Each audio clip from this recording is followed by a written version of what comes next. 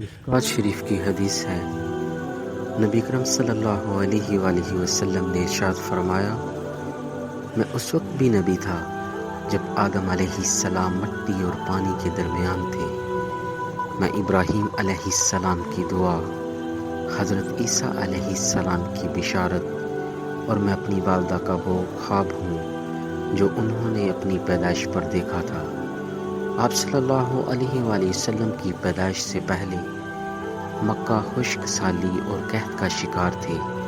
جیسے جیسے آپ صلی اللہ علیہ وآلہ وسلم کے دنیا میں آنے کا وقت قریب آتا گیا، بارشیں شروع ہو گئیں، خشک سالی کا خاتمہ ہو گیا، ہر طرف ہریالی ہو گئی، پھولوں اور پھلوں سے زمینیں سرسبز و شاداب ہو گئیں، ہر طرف چہل پہل اور رونق ہو گئی۔ حضرت ابن عباس رضی اللہ تعالی عنہ کا فرمان ہے، جب اشرف الانبیاء احمد مجتبیٰ حضور نبی کریم صلی اللہ علیہ وآلہ وسلم دنیا میں تشریف لائے، آپ کی آون لال مبارک قدرتی کٹی ہوئی تھی، جو کہ تمام انسانوں کی پیدائش کے بعد میں کاٹی جاتی ہے۔ آپ صلی اللہ علیہ وآلہ وسلم سرب سجدہ پیدا ہوئے۔ آپ صلی اللہ علیہ وآلہ وسلم خوشبو کے ساتھ دنیا میں جلوہ افروز ہوئے۔ آپ صلی اللہ علیہ وسلم کے دادا عبد المطلب آپ کی پیدائش کے وقت خانہ کعبہ میں طواف کر رہے تھے۔ آپ صلی اللہ علیہ وآلہ وسلم کے دادا پوتے کو دیکھنے کے لیے خانہ خدا سے سیدھے گھر تشریف لائے اور یہ دیکھ کر حیران بھی ہوئے اور بہت زیادہ خوش بھی، اور جوش محبت سے پیارے نبی صلی اللہ علیہ وآلہ وسلم کو سینے سے لگایا اور پیار کیا، اور پھر کعبہ میں لے جا کر اپنی گود میں لے کر طواف کرتے رہے اور خیر و برکت کی دعا مانگی، اور محمد صلی اللہ علیہ وآلہ وسلم نام رکھا، اور واپس آ کر سیدنا آمنہ رضی اللہ تعالی عنہ کو دیا۔ آپ اکثر کہا کرتے تھے کہ میرا یہ بیٹا بڑی شان والا ہوگا۔ پیدائش کے وقت آپ اپنے ہاتھوں پر جھکے ہوئے تھے اور سر آسمان کی طرف تھا۔ ایک روایت کے الفاظ یہ ہیں کہ آپ صلی اللہ علیہ وآلہ وسلم پیدائش کے وقت گھٹنوں کے بل جھکے ہوئے تھے، مطلب یہ کہ سجدے کی سی حالت میں تھے۔ آپ صلی اللہ علیہ وآلہ وسلم کی مٹھی بند تھی اور شہادت کی انگلی اٹھی ہوئی تھی، جیسا کہ ہم نماز میں اٹھاتے ہیں۔ حضرت محمد صلی اللہ علیہ وآلہ وسلم سن 570 عیسوی میں ربیع الاول کے مبارک مہینے کی 12 تاریخ کو پیر والے دن پیدا ہوئے۔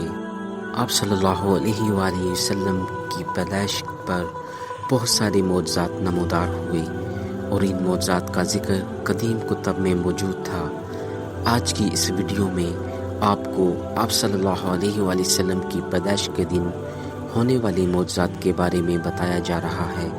جب آپ یہ ویڈیو سن رہے ہیں تو ساتھ ہی نبی کریم صلی اللہ علیہ وآلہ وسلم کی پاک ذات پر درود و سلام کا نذرانہ پیش کیجیے اور اللہ تعالیٰ سے دعا کیجیے کہ اللہ تعالیٰ نبی کریم صلی اللہ علیہ وآلہ وسلم کی محبت کے بدلے ہمیں دنیا و آخرت میں کامیابی و کامرانی عطا فرمائے۔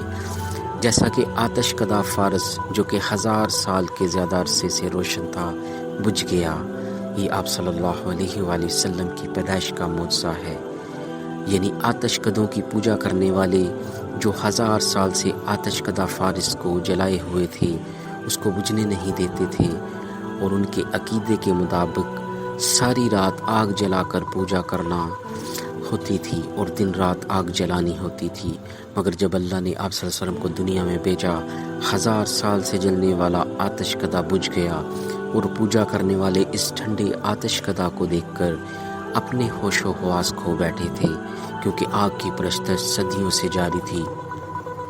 حضور نبی کریم صلی اللہ علیہ وسلم کا فرمان علی شان ہے، جب میری والدہ نے مجھے جنم دیا تو ان کے جسم سے ایک نور نکلا، اس نور سے شام کے محلات جگمگا اٹھے۔ آپ صلی اللہ علیہ وآلہ وسلم کی والدہ سیدہ آمنہ رضی اللہ تعالی عنہ فرماتی ہیں، جب آپ صلی اللہ علیہ وآلہ وسلم کی پیدائش ہوئی تو میرے جسم سے نمودار ہونے والی نور کی روشنی میں مجھے بصرہ میں چلنے والے اونٹوں کی گردنیں تک نظر آئیں۔ قریش کے کچھ لوگ اونو بن نفیل اور عبداللہ بن جخش وغیرہ ایک بت کے پاس جایا کرتے تھے۔ یہ اس رات بھی اس بت کے پاس گئے جب نبی اکرم صلی اللہ علیہ وآلہ وسلم کی سبحانی پیدائش کا دن تھا۔ انہوں نے دیکھا کہ بت منہ کے بل گرا پڑا ہے۔ ان کو یہ بات ناگوار گزری۔ انہوں نے بت کو سیدھا کر دیا اور بت پھر گر پڑا۔ انہوں نے بت کو پھر سیدھا کیا اور وہ بت پھر گر پڑا۔ لوگوں کو بہت حیرت ہوئی اور لوگوں کو یہ بہت عجیب لگا۔ تب بت سے آواز نکلی، ایک ایسے بچے کے پیدائش کی خبر ہے جس کے نور سے مشرق و مغرب کے تمام گوشے روشن ہو جائیں گے۔ ایک واقعہ یہ بھی پیش آیا کہ ایران کے شہنشاہ کسریٰ نوشیروان کا محل ہلنے لگا اور اس میں شگاف پڑ گئے، اور یہ محل بہت مضبوط تھا، بڑے بڑے پتھروں اور چونے سے تیار کیا گیا تھا۔ شگاف پڑنے سے بڑی خوفناک آوازیں بھی نکلی تھیں اور محل کے 14 کنگرے ٹوٹ کر نیچے آ گرے تھے۔ اس واقعہ سے پوری سلطنت میں دہشت پھیل گئی تھی۔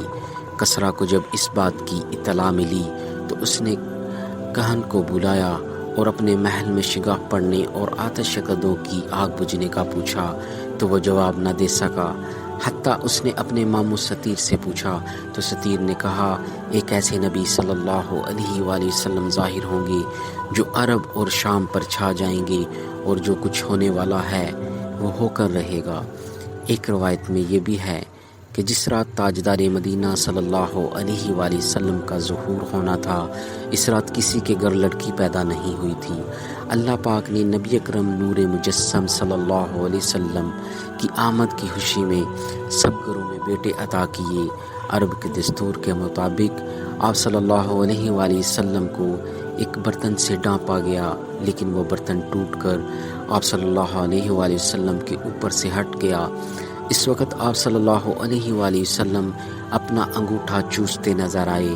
آپ صلی اللہ علیہ وآلہ وسلم کی پیدائش کی خوشی پر شیطان بری طرح چیخا۔ تفسیر ابن محلت میں ہے کہ شیطان صرف 4 مرتبہ چیخا۔ پہلی مرتبہ جب اللہ نے اسے ملعون ٹھہرایا، دوسری مرتبہ تب چیخا جب اللہ نے اسے زمین پر اتارا، تیسری بار شیطان اس وقت چیخا جب نبی پاک صلی اللہ علیہ وآلہ وسلم کی پیدائش ہوئی، چوتھی بار شیطان اس وقت چیخا جب نبی اکرم صلی اللہ علیہ وآلہ وسلم پر فاتحہ شریف نازل ہوئی۔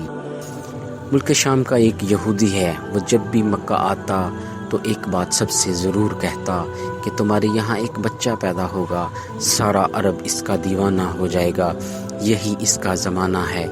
جو بھی آپ صلی اللہ علیہ وسلم کے نبوت کے زمانہ کو پائے گا، پھر صدق دل سے آپ صلی اللہ علیہ وآلہ وسلم کی پیروی کرے گا، وہ کامیاب ہو جائے گا، اور جو بھی آپ صلی اللہ علیہ وآلہ وسلم کے نبوت کے زمانہ کو پائے گا، پھر آپ صلی اللہ علیہ وآلہ وسلم کی مخالفت کرے گا، وہ ناکام و پست ہو جائے گا۔